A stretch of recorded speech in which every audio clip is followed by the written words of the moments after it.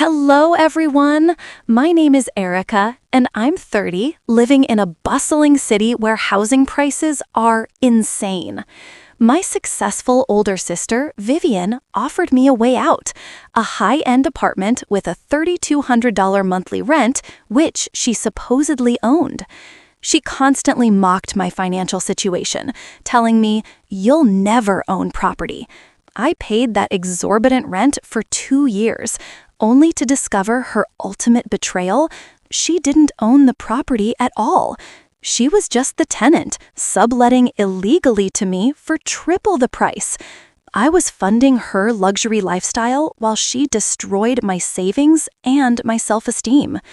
When I found the real landlord, I didn't just move out.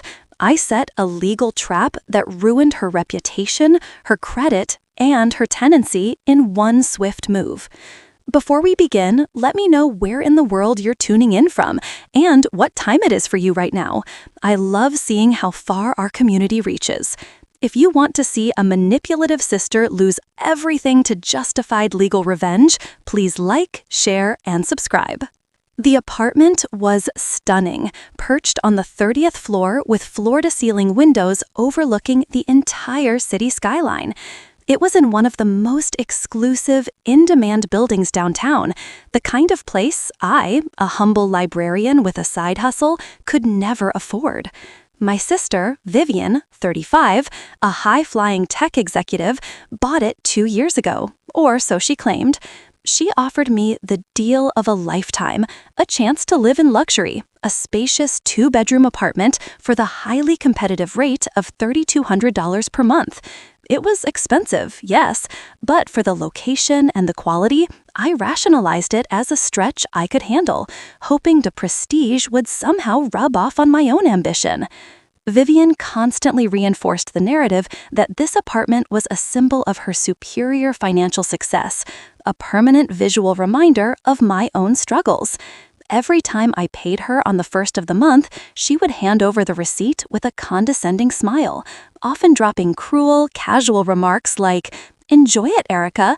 It's the closest you'll ever get to owning property in this city." Or, "You really think your little library job is going to get you anything like this?" Her words chipped away at my confidence, making me believe that the $3,200 burden was simply the tax for my own financial mediocrity. For 24 agonizing months, I paid that rent. I sacrificed vacations, cut down on groceries, and worked my side hustles late into the night. I paid $76,800 to Vivian in total. Every conversation with her revolved around real estate prices, market volatility, and the impossibility of anyone like me, the younger, less successful sister, ever entering the housing market. She loved the power that rent payment gave her. She was my landlord, my sister, and my constant critic, all rolled into one. I believed her narrative completely. Why wouldn't I? She had the corner office, the designer clothes, and this breathtaking apartment. The first crack in her perfect facade appeared accidentally. It was a Tuesday evening, and Vivian was out of town on a business trip, having left me to manage a supposed small repair on the main air conditioning unit. The building superintendent, a kindly older man named Mr. Henderson, arrived. As he worked, he made polite conversation. "The air handler on this unit is tricky. We had the same issue when Miss Albright was living here 5 years ago. Anyway, you tell Miss Albright the corporate office wants to renew the lease next month, but the rent is going up." My blood ran cold. Miss Albright, not Vivian Wallace, and corporate office, not an owner, but a landlord. I managed to keep my voice level. "I'm sorry, Mr. Henderson, did you say the corporate office? I thought my sister, Vivian, owned the unit outright." Mr. Henderson stopped, confusion clouding his face. "Vivian? No, dear. This apartment is owned by Urban Core Properties. Your sister is the tenant. She's had a fantastic corporate lease on this place for about 5 years now. We know her well. She pays $1,100 a month." I felt the world tilt. My mind struggled to process the numbers. 3,200 minus 1,100 equals 2,100. For 2 years, Vivian had been pocketing $2,100 of my hard-earned money every single month. That's a minimum of $50,400 in pure, tax-free profit solely derived from my rent payments. She hadn't just been charging me market rate, she had been running a meticulously cruel, illegal sublet scam on her own sister, all while funding her luxury expenses and maintaining the humiliating charade of my financial inadequacy. The insults, the condescension, the lectures on property ownership, they were all designed to mask her criminal scheme and ensure I never questioned the rent. The betrayal was staggering, but the scale of the financial theft was paralyzing. I thanked Mr. Henderson, who remained oblivious to the bomb he had just dropped, and retreated to my room. The panic quickly morphed into a terrifying, singular clarity.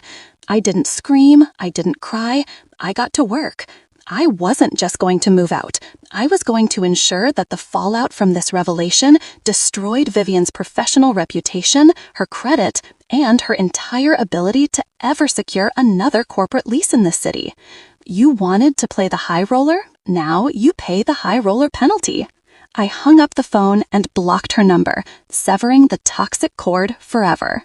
The revenge didn't stop at the eviction. Vivian was a rising star in her tech firm, a company that placed high value on personal integrity.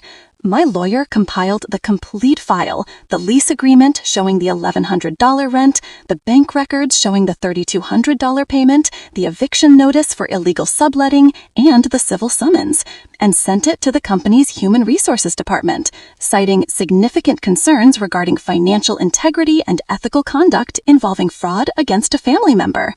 Vivian was terminated within the week, not for the crime itself, but for the devastating public scandal and the proven lack of integrity it demonstrated. I moved out that weekend, taking my dignity and my newly secured financial future with me. I used the initial settlement from the civil suit, which Vivian quickly paid to avoid a public trial, to make a large down payment on a small, perfectly imperfect condo. It wasn't the 30th floor, but it was mine, and the deed had only my name on it. Vivian was forced to move back home with our parents, broke, jobless, and facing public humiliation. She told me I'd never own property, but her betrayal gave me the legal ammunition and the financial clarity to do exactly that.